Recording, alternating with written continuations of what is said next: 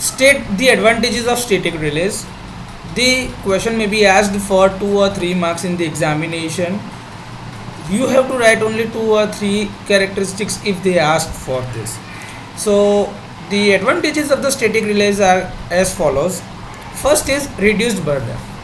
In case of static relays, the requirement of the energy for the measuring circuit is very low or very less.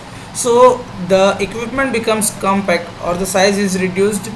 There is no saturation of the current transformers and reduced voltage is not needed for the same current. So CT can be operated in the linear portion of its characteristics and it is really beneficial for the protection purposes. High sensitivity. The signal can be amplified with the help of the amplifier in static relay. So the sensitivity can be increased or improved.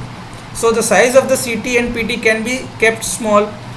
Different functions are associated with the static relays are like sensing of negative phase sequence, filtering of harmonic of voltage as well as current, differentiation, integration like logical purposes or logical operations can be performed with the help of this static relays. Remote monitoring can be done or used for the backup purposes and monitoring with the help of power line carrier communication signals. The precise characteristics. So one can be obtained desired or precise characteristic with the static relays. Logical decisions. Due to the presence of logical ICs means integrated circuits, static relay performs very much or the all the operation of logical purposes or logical decisions effectively. Smaller size.